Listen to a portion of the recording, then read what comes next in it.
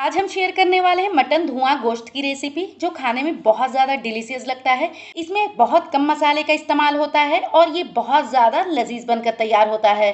तो इसे देख लेते हैं कि कैसे बनता है। अस्सलाम वालेकुम फ्रेंड्स, मैं हूँ आयशा। आप सभी का वेलकम है कुकिंग विद एपीएस में। अगर हमारी रेसिपी अच्छी लगे तो लाइक, शेयर और सब्सक्राइब ज़रूर कीजिए। यहाँ पर हमने आधा किलो मटन ले लिया है। इसे अच्छे से धुलने के बाद इसका सारा पानी निकाल लेना है। यहाँ पर हड्डियाँ और मीट हम दोनों का इस्तेमाल कर रहे हैं। आप चाहें तो बोनलेस मटन का भी आप इसे बना सकते हैं। तो मीडियम साइज़ का मटन है, बहुत ज़्यादा बड़ा नहीं लेना है। तो मटन बिल्कुल फ्रेश तैयार है। तो अब इसे हम बनाना शुरू करते हैं। तो इसके लिए हमने यहाँ पर एक कुकर ले लिया है। इसमें ऐड करेंगे 1/4 कप देसी घी। इस पॉइंट पर आप रिफाइन ऑयल का भी इस्तेमाल कर सकते हैं, लेकिन हाँ, सरसों का तेल इस्तेमाल आपको बिल्कुल भी नहीं करना है। इसमें अब खड़े गरम मसाले ऐड करेंगे, जो 3 हरी इलायची, 1 काली इलायची, 3 लौंग, 9 से 10 काली मिर्चें और 1 इंच की दालचीनी हमने इसमें 1 पीस ऐड कर दिया है। अब इसे कुछ सेकंड के लिए चला लेंगे ताकि इसका सारा फ्लेवर घी के अंदर आ जाए। तो ये हो गया है। तो अब हम इसमें मटन शामिल कर देंगे और इसे हम तब तक फ्राई करेंगे जब तक इसका पानी सूख ना जाए।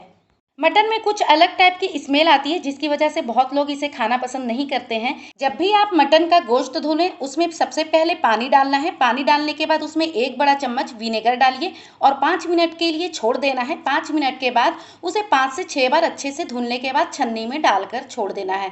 इस तरह से अगर आप धुलते हैं तो मटन में कोई तरह की भी स्मेल नहीं रहती है। आप देख सकते हैं गोश्त को हमने अच्छे से भून लिया है, इसका पानी अच्छे से सूख चुका है। तो अब हम इसमें मसाला ऐड करेंगे। तो वो मसाला हम तैयार कर लेते हैं। तो यहाँ पर एक मीडियम साइज़ का प्याज हमने रफली काट लिया है। 9 से 10 लहसुन की कलियाँ लेना है। अगर बड़ा साइज़ का है तो 8 से 9 लीजिए। और 1 इंच का अदरक का टुकड़ा ले लिया है। 6 से 7 हरी मिर्चें। तीखा पसंद के मुताबिक आप कम ज़्यादा कर सकते हैं। अब इसे बिल्कुल फाइन पेस्ट बना लेना है। अगर आपको थोड़ा सा ग्रेवी ज़्यादा चाहिए तो आप 2 मीडियम साइज़ के प्याज को इस्तेमाल कर सकते हैं, लेकिन बकरीद के मौके पर हम कम मसाले का इस्तेमाल करते हैं, इसलिए हमने 1 मीडियम साइज़ का प्याज को इस्तेमाल किया है। मसाले डालने के बाद तब तक हम इसे भून लेंगे जब तक इसमें से कच्चापन ख़त्म ना हो जाए। तो आप देख सकते हैं यहाँ पर अच्छे से हमने भून लिया है और कलर भी चेंज हो चुका है। तो इस पॉइंट पर फ्लेम को लो कर देना है और इसके लिए हम एक और मसाला तैयार कर लेते हैं। तो यहाँ पर एक पैन हमने ले लिया है और 1 बड़ा चम्मच भर कर साबुत धनिया लेना है, 1 छोटी चम्मच काली मिर्चें, 1 छोटी चम्मच जीरा लेना है, 1 छोटी चम्मच कसूरी मेथी। बिल्कुल लो फ्लेम पर हम इसे भून लेंगे। इस मसाले को हाई फ्लेम पर बिल्कुल भी नहीं भूनना है, नहीं तो मसाले की खुशबू ख़त्म हो जाती है। बिल्कुल लो फ्लेम पर हम इसलिए भूनेंगे ताकि इसके अंदर जो भी नमी है वो ख़त्म हो जाए। इस मसाले को भूनने के बाद ठंडा कर लेना है। ठंडा करने के बाद इसे आपको पीसना है। तो इसे बिल्कुल फाइन पाउडर बना लेना है। तो चलिए इसे पीस लेते हैं। तो इसे हमने पीस लिया है। इस पॉइंट पर आपको डाल देना है और डालने के बाद इसमें हम ऐड करेंगे 1/4 छोटी चम्मच हल्दी। बहुत कम क्वांटिटी में ऐड करना है। अब इसमें हमने नमक शामिल कर दिया है और पसंद के मुताबिक नमक आपको डालना है। अब इसे भी थोड़ा भून लेते हैं ताकि इससे भी अच्छी सी खुशबू आने लगे।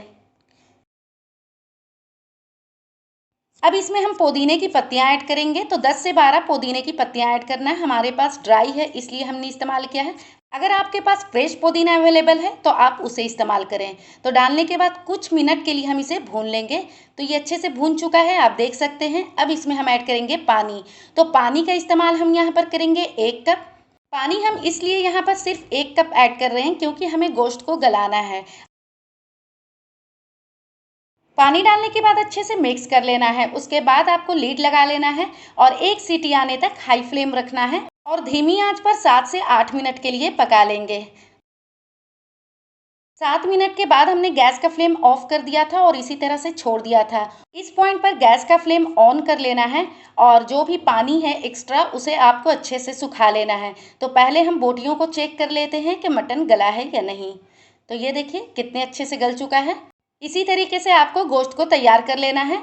अब इसे हम भून लेते हैं। आप देख सकते हैं इसका पानी सूख चुका है। तो अब इसमें हम ऐड करेंगे दही। 2 कप दही लेना है और अच्छे से फेंट लेना है। इस बात का ख्याल रखें, दही बिल्कुल फ्रेश और ताज़ा होना चाहिए, बहुत ज़्यादा खट्टा नहीं होना चाहिए। तो अब इसे डाल देना है। डालने से पहले फ्लेम को आपको बिल्कुल लो रखना है, नहीं तो दही फट जाएगा। लो फ्लेम पर आपको 2 से 3 मिनट के लिए पकाना है। उसके बाद फ्लेम को आपको हाई कर देना है। अगर इस तरीके से दही डालकर पकाते हैं तो दही कभी नहीं फटेगा। आप चाहें तो आप गैस का फ्लेम ऑफ करने के बाद भी दही डाल सकते हैं। ये देखिए दही का पानी तकरीबन सूख चुका है और ये काफ़ी डिलीशियस, काफ़ी टेस्टी लग रहा है, आप देख सकते हैं। तो इस पॉइंट पर हम ऐड करेंगे आधी छोटी चम्मच गरम मसाला, जिसकी वीडियो हमने डाल रखी है पहले से, आप देख सकते हैं। और यहाँ पर एक मुट्ठी हमने हरा धनिया ऐड करके अच्छे से मिक्स कर लिया है। इस पॉइंट पर फ्लेम को ऑफ कर देना है। यहाँ पर हमने एक फॉयल की कटोरी बनाकर डाल दिया है। आप चाहें तो स्टील की कोई कटोरी लें और यहाँ पर रख दें। और इसमें हम एक कोल रखेंगे, तो कोल को जलने के लिए हमने पहले से रख दिया था। इस पॉइंट पर आपको डालना है और इसमें देसी घी या 1 चम्मच आपको कुकिंग ऑयल डालकर और फ़ौरन इसे ढक देना है 5 से 6 मिनट के लिए।